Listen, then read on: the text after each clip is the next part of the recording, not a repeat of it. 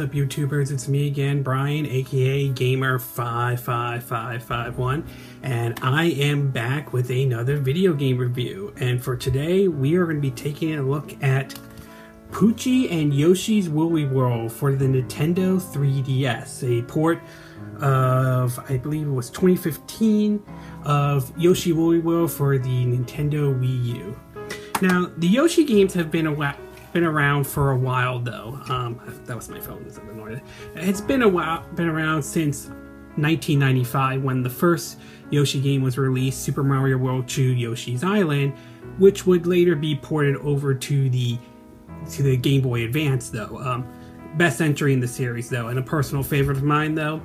The series, however, has had its ups and downs, though. Yoshi's story was okay, but not exactly perfect. In fact, I remember a line from an old issue of Nintendo Power where one of the reviewers said, the game is so cute, I had to take a Duke Nuke break, though. So, a little clever. I mean, I played the N64 Yoshi story. It was okay. It wasn't perfect, but it wasn't as good as Super Mario World 2 Yoshi's Island, though. Then, of course, like I said, Super Mario World 2 Yoshi's Island, I believe it was called Yoshi's Island Super Mario Advance 4, was ported over to the Game Boy Advance, though. And then we've had Yoshi's Island DS, which introduced some interesting new concepts, such as having not only Baby Mario, but also Baby Peach, Baby Wario, Baby Donkey Kong, each with their own unique abilities, though. Some people thought it was too difficult, some people loved or hated it, though. Everyone had a different opinion about that one. And then, of course, the last entry, Yoshi's New Island, which brought the series more closer to what the first game was. Visually, it looked good and all. Not too great, but still, nothing could ever top the original 1995 release of Super Mario World 2 Yoshi's Island. And Poochy and Yoshi's Woolly World isn't going to do that. That said, it's still a good game nevertheless, depending on how you look at it, though. So why don't we get started with our pros and cons? We'll start first with the pros. The first one is the visuals in the game. Very colorful, just very much like the Wii U version. It uses a lot of, as you can see from the cover, though, a lot of knitting stuff. So there's a lot of yarn and a lot of knitting, a lot of things that looks like with cotton. It looks very impressive, though, and I'm very impressed that Nintendo was able to pull this off on the Nintendo 3DS as well, considering that this game was originally released on the Wii U. So very impressive on Nintendo's part on the visual side. The next thing would be the gameplay mechanics, though. It follows a tried-and-true formula, very similar to, like I mentioned this game many times, Super Mario World 2's Yoshi Island, and it doesn't really change anything on that, though. I mean, Yoshi still eats the enemies, though, produces eggs, and in this case, for this game, it's yarn balls, though, and he can use those eggs or yarn balls as projectiles, ranging from getting hard-to-reach items to hitting clouds, with question marks and wings, to hitting enemies as well. So it follows that formula as well, and of course there are hidden secrets to find in each and every level. So from a gameplay mechanic, it doesn't do anything new. It doesn't do anything completely new as far as I'm aware of, though. But that necessarily is not a bad thing, though, since having grew up playing Super Mario World 2 Yoshi's Island, I'm glad that the mechanics still follow that tried-and-true formula to a certain degree. The next part, of course, is the amiibo support, and the amiibo support in the game is not bad. I mean, when you scan an amiibo in it, you get a different skin on a Yoshi, though. Like, for example, if I were to scan a Sonic amiibo, I would get a Yoshi that has the colors that Sonic the Hedgehog would use, though. But overall, the mechanic, in other words, they're just cosmetics, which isn't hugely bad. I mean, it's better than what Splatoon had, which had extra weapon and gears, but those items were gated out because you needed those amiibos to unlock that stuff. And considering at the time when that game came out, the Splatoon amiibos were hard to find, that kind of pissed off a lot of people. So overall, amiibo support is good. I mean, it's not terrible, it's good, though. And finally, last but not least, there is some new stuff they added to Poochy and Yoshi's Woolly World. Some of the new stuff are like theaters where you can watch short little movies of Poochy and Yoshi though. Also, you could also have Poochy's pups come and help you out. Depending on the difficulty you pick, they can come out to help you find the secrets in the game. 2 special levels designed specifically for Poochy though. So there's some new stuff in the game and that's not bad though. Alright, we're going to take a little break, and when we come back, I will get to the cons of Poochy and Yoshi's Woolly World and what I don't like. So, take a little break, and we will be right back.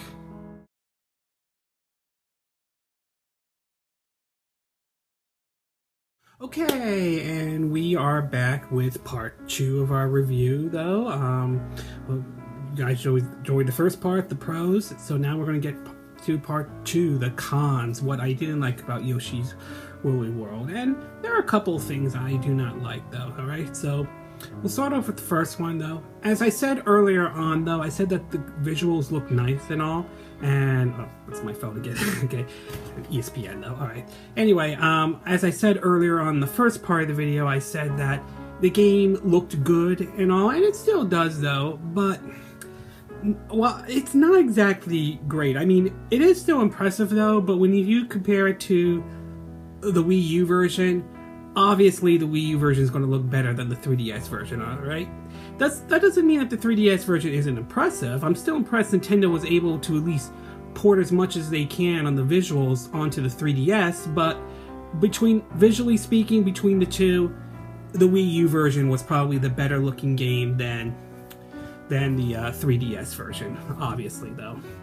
Alright, the next one I'll point out is that the game might come off as easy for some though, alright? One of the things in the game is that you can't really die in the game. I mean, yes, you'll die and you might have to start at the next checkpoint or anything, but you don't have lives or anything in this game though. So for some it might be easy, might be a little too easy for some, especially since you can also pick one of the difficulties where you can have the Poochies, find all help you find the secrets, and you can have Yoshi, fly and all.